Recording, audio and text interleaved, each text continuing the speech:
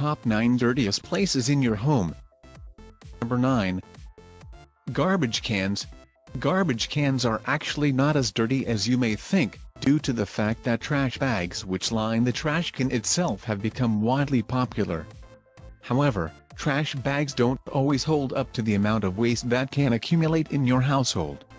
They are susceptible to ripping and overflowing, allowing the contents to leak out into the trash can itself. In other cases, overfilling the can may cause trash to reach the lid and multiply on the underside. There is an estimated 400 bacteria per every square inch of your garbage can, which might not be as much as your sponge or your cutting board but still can lead to continued mold and yeast growth. You should clean your garbage can every month, which can be done by spraying it down with a bleach and water mixture, and rinsing it out in your bathtub. It is also important to remember that it's not just the can itself that needs to be cleaned, but also the space where it sits. Bacteria can transfer from moving the bag out of the trash can. It is recommended to clean the area with a household or floor cleaner. Number 8. Remote control. It may not cross your mind when you reach to turn on the TV, change the channel, or adjust the volume what bacteria you're coming into contact with after touching the remote. Due to the high traffic amount remotes can have, whether it be from children to adults, it skips most households' minds to clean the remote as well when cleaning the house. It is, however, important to clean the remote as 55% of remotes tested positive for having both yeast and mold. Cleaning a remote can be simple, such as using a disinfecting wipe or creating a rubbing alcohol and water mixture and wiping the remote down with a paper towel. Don't forget to take out the batteries and clean inside the compartment as well. Number 7. Kitchen counters. While this may not come as a shock, your kitchen counters harbor a variety of bacteria due to their constant interaction with daily living. Around 32% of kitchen counters have harmful bacteria, 18% of which belong to different molds. This can be a serious problem because bacteria can be spread easily, especially if you commonly touch your face. In fact, the common cold can be passed by simply coming into contact with an infected area and then rubbing your eye.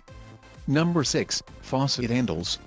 Unfortunately, in order to clean your hands after using the restroom, you'll need to touch the sink faucet handles first.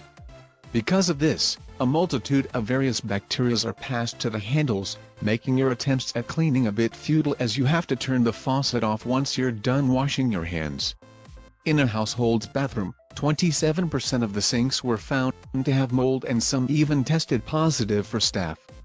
There is an estimated amount of 2,786 bacteria found on a bathroom faucet handle per every square inch. It is recommended to wipe down your handles daily with either disinfectant wipes, spray, or with a bleach and water mixture.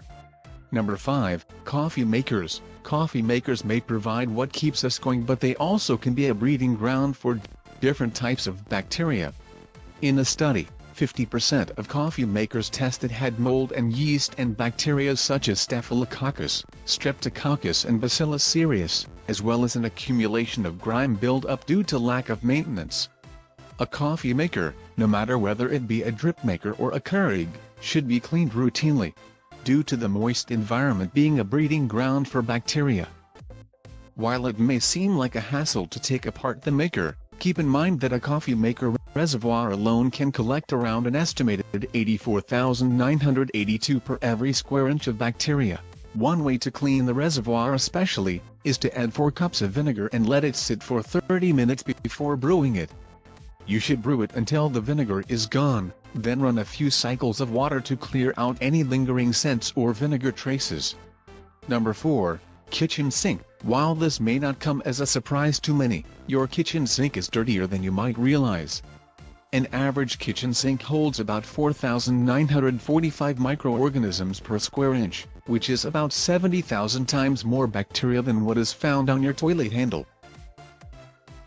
Number 3. Cutting boards. Cutting boards can come into contact with a variety of different bacteria, whether it be from your raw meat, or the fruits and vegetables you're cutting up.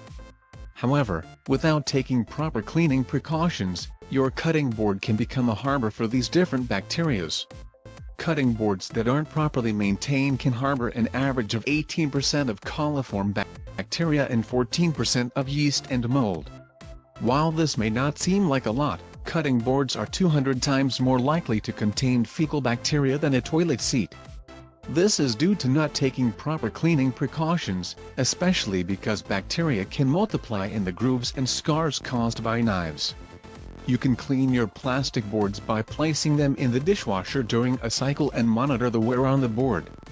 If you have a wooden board, you can soak the board with a bleach and water mixture, or a vinegar and water mixture, for only a few minutes before rinsing it with hot water and allowing it to air dry. It is recommended that you use separate cutting boards, if possible, for different kitchen items. Number 2. Toothbrush holders. It might not cross your mind when you're picking up your toothbrush how much bacteria has accumulated on it. However, before you put that toothbrush in your mouth, consider the last time you've cleaned it, if you have, and its location in your bathroom. The average toothbrush is a hotbed for different bacteria, such as mold and yeast, as well as staph and coliform.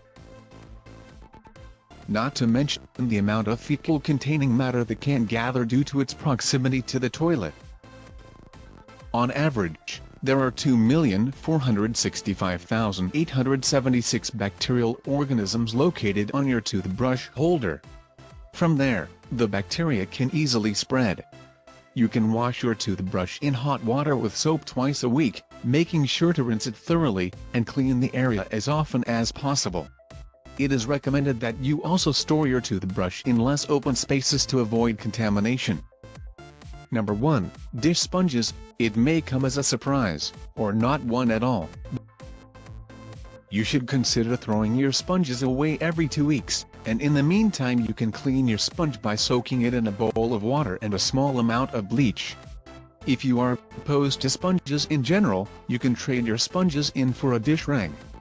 Just remember your rag needs to be cleaned just as frequently. Throwing it in a hot water cycle with some bleach will help do the trick.